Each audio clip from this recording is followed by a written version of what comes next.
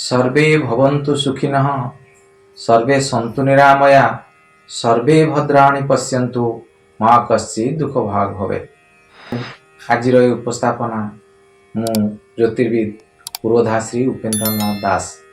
बंधुगण, पूर्व अध्याय आमे जातकर 12टी घर बा भाव, 12टी राशि, 9टी ग्रह, 27टी नक्षत्र विषय किछि परिचित होइथिले। आज आसंतु जानिबा 12टी राशि मानक विषय किछि अधिक तथ्य।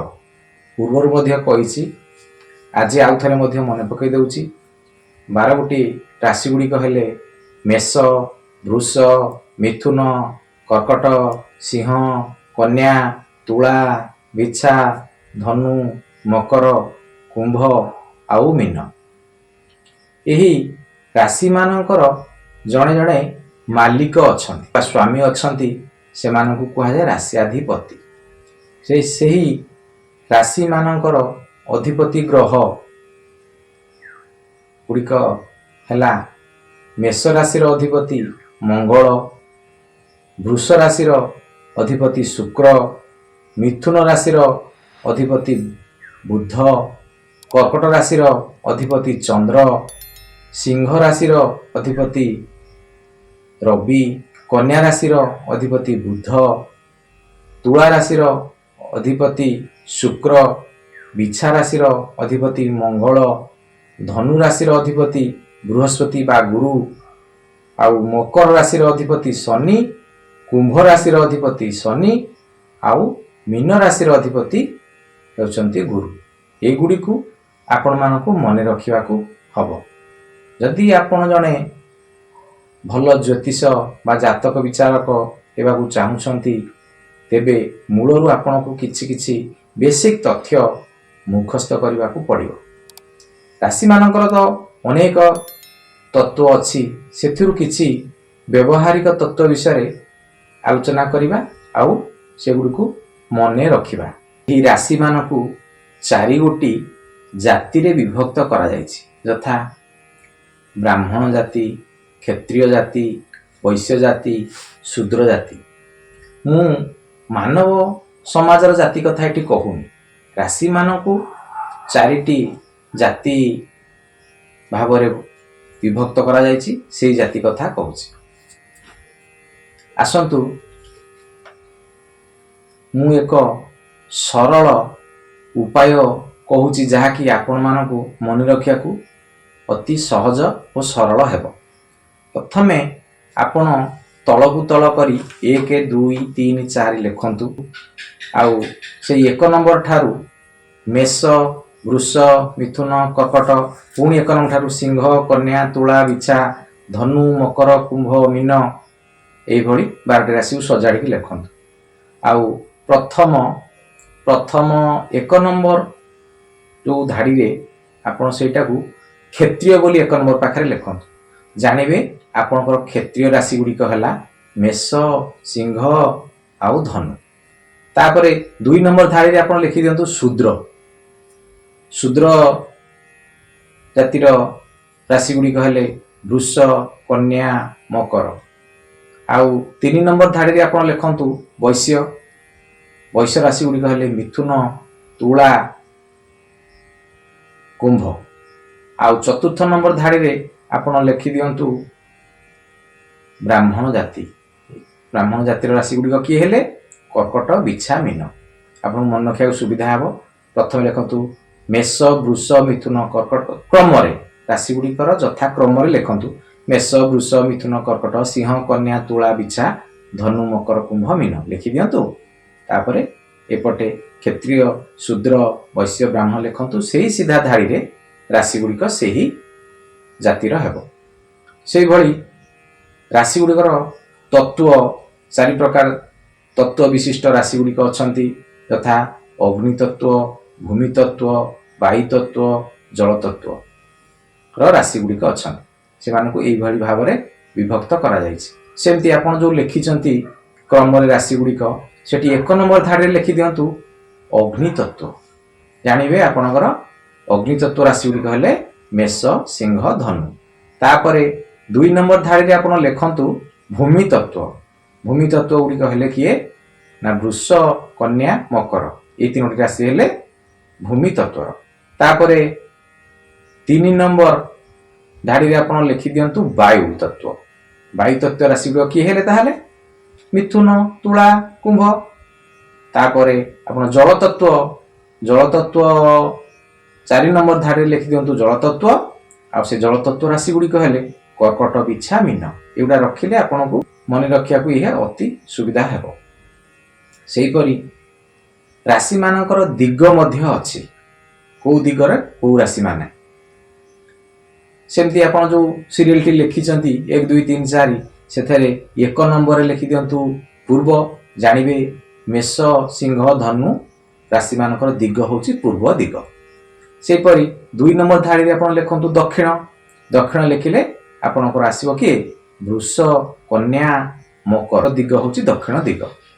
ପଶ୍ଚିମ ଦିଗଟିକୁ 3 ନମ୍ବର ଧାଡ଼ିରେ ଲେଖନ୍ତୁ। 3 ନମ୍ବର ଧାଡ଼ିର ରାଶି ଗୁଡ଼ିକ କିଏ ହେଲେ ମିଥୁନ, ତୁଳା, କୁମ୍ଭ। ଏଇ ରାଶିମାନଙ୍କର ଦିଗ ହେଲା ପଶ୍ଚିମ ଦିଗ। ସେହିଭଳି ଉତ୍ତର ଦିଗ ଆପଣ 4 ନମ୍ବର ଧାଡ଼ିରେ ଲେଖିଦିଅନ୍ତୁ। ସେ ହେବ 4 ନମ୍ବର ଧାଡ଼ିର କେଉଁ ରାଶି ଗୁଡ଼ିକ ରହିଲେ କର୍କଟ, ବିଛା, ମୀନ। ଏମାନଙ୍କର ଦିଗ ହେବ ଉତ୍ତର ଦିଗ। ଏଇଭଳି ଭାବରେ ଆପଣ ମନେ ରଖିବାକୁ ସୁବିଧା ହେବ। ପ୍ରଥମେ ଟିକେ ତ ଅଡ଼ୁଆ ଲାଗିବ, କିନ୍ତୁ ଏଥିରେ ଅଭ୍ୟସ୍ତ ହୋଇଗଲେ ଆପଣ ଜାତକ ଦେଖିବା ଆରମ୍ଭ କଲେ ଏଗୁଡ଼ାକ ଆପଣଙ୍କର ନିହାତି ଦରକାରରେ ଆସିବ। ଆଉ ଆପଣ ଏହାକୁ ଆସ୍ତେ ଆସ୍ତେ ମନେ ରହିଯିବ। ତାପରେ ଆସନ୍ତୁ ଜାଣିବା ସମ ରାଶି, ବିଷମ ରାଶି। ବିଷମ ରାଶି ଗୁଡ଼ିକ କିଏ କିଏ ହେଲେ? ବିଷମ ରାଶି ଆପଣମାନେ ଜାଣୁଛନ୍ତି, ଯେଉଁଗୁଡ଼ାକ 2ରେ ଛିଣ୍ଡିବ ନାହିଁ ସେଗୁଡ଼ାକ ବିଷମ ରାଶି। ସମ ରାଶି ମାନେ ଯେଉଁଗୁଡ଼ିକ ଯୁଗ୍ମ ସଂଖ୍ୟାର ରାଶି, ଆଉ ଯେଉଁଗୁଡ଼ିକ ବିଷମ ରାଶି ଅଯୁଗ୍ମ ସଂଖ୍ୟାର ରାଶି, ଯଥା 1 3 5 7 9 11 ଏଗୁଡ଼ା ହେଉଛି ବିଷମ ରାଶି। ଆଉ ଯେଉଁଗୁଡ଼ାକ ରହିଲେ 2 4 6 8 10 12 ଏଗୁଡ଼ାକ ହେଲେ ସମ ରାଶି। ଏଇଟା ତ ଅତି ସହଜର କଥା, ଆପଣମାନେ ଶୀଘ୍ର ଏହାକୁ ମନେ ରଖିବେ। ତାପରେ ଆସନ୍ତୁ ଜାଣିବା କିଛି ରାଶିମାନଙ୍କର ରଙ୍ଗ। କେଉଁ ରାଶିର ରଙ୍ଗ କ'ଣ? ଆପଣ ଏହାକୁ କାଗଜ କଲମରେ ଟିପିକି ରଖନ୍ତୁ, ମନେ ବି ରଖନ୍ତୁ, ବହୁତ ଆଗକୁ କାମରେ ଆସିବ। ଲାଲ ରଙ୍ଗ ହେଉଛି ମେଷ, ସିଂହ, ଧନୁ। ଏହି 3ଟି ରାଶିର ରଙ୍ଗ ହେଉଛି ଲାଲ ରଙ୍ଗ। ସେପରି ଧଳା ରଙ୍ଗ ବୃଷ, କର୍କଟ, ତୁଳା ଏମାନଙ୍କର ରଙ୍ଗ ହେଉଛି ଧଳା ରଙ୍ଗ। ତାପରେ ପାଉଁଶିଆ ରଙ୍ଗ ମିଥୁନ, ବିଛା, କୁମ୍ଭ ଏମାନଙ୍କର ଇସତ କଳା ବା ପାଉଁଶିଆ ରଙ୍ଗର ରାଶି ଏମାନେ। ତାପରେ କଳା ରଙ୍ଗର ରାଶି କନ୍ୟା, ମକର, ମୀନ। ଏ 3ଟି ରାଶି ହେଲେ ଏମାନଙ୍କର ରଙ୍ଗ ହେଲା କଳା ରଙ୍ଗର ରାଶି। ତାପରେ ଆସନ୍ତୁ ଜାଣିବା କେଉଁ ରାଶିର ମାନସିକ ଅବସ୍ଥା କ'ଣ। ପ୍ରଥମେ ଗର୍ବ ସ୍ୱଭାବର ରାଶି, ଗର୍ବୀ ମେଷ, ବୃଷ, ମିଥୁନ ଏ ରାଶିମାନଙ୍କର ସ୍ୱଭାବ ହେଉଛି ଗର୍ବର ସ୍ୱଭାବ, ଏମାନେ ଗର୍ବୀ। ତାପରେ ଦୋଦୁଲ୍ୟମାନ ସ୍ୱଭାବ ହେଉଛି କର୍କଟ ରାଶିର। ଏଗୁଡ଼ାକ ଟିପିକି ରଖନ୍ତୁ, ଏଗୁଡ଼ାକ ଆପଣଙ୍କର ଆଗକୁ ବହୁତ କାମରେ ଆସିବ। ତାପରେ ନ୍ୟାୟପରାୟଣ ସ୍ୱଭାବର ରାଶି ହେଉଛି ସିଂହ, ଧନୁ ଆଉ ମୀନ। ତାପରେ ବୁଦ୍ଧିଜୀବୀ ସ୍ୱଭାବର ରାଶି ହେଉଛି କନ୍ୟା ରାଶି। କନ୍ୟା ରାଶିଟି ବୁଦ୍ଧିଜୀବୀ ସ୍ୱଭାବର ରାଶିଟି। ତାପରେ ନୃଶଂସ ସ୍ୱଭାବର ରାଶି ତୁଳା ରାଶି। ତୁଳା ରାଶିଟି ନୃଶଂସ ସ୍ୱଭାବର ରାଶି। ତାପରେ ଆକ୍ରମଣ ସ୍ୱଭାବର ରାଶି ହେଉଛି ବିଛା ରାଶି। ଆଉ ଆଳସ୍ୟ ସ୍ୱଭାବର ରାଶି ହେଉଛି ମକର ଆଉ କୁମ୍ଭ। ଏ ରାଶି ହେଉଛି ଆଳସ୍ୟ ସ୍ୱଭାବର। ଆଉ କ୍ରୂର ସ୍ୱଭାବର ରାଶି, ନମ୍ର ସ୍ୱଭାବର ରାଶି। ଆ ବିଷୟରେ ଟିକେ ଜାଣିବା। ମେଷ, ମିଥୁନ, ସିଂହ, ତୁଳା, ଧନୁ, କୁମ୍ଭ ଏଗୁଡ଼ାକ ହେଉଛନ୍ତି କ୍ରୂର ସ୍ୱଭାବର ରାଶି। ତାପରେ ନମ୍ର ସ୍ୱଭାବର ରାଶି ଗୁଡ଼ିକ ହେଲେ ବୃଷ, କର୍କଟ, କନ୍ୟା, ବିଛା, ମକର ଆଉ ମୀନ। ଏମାନେ ହେଉଛନ୍ତି ନମ୍ର ସ୍ୱଭାବ।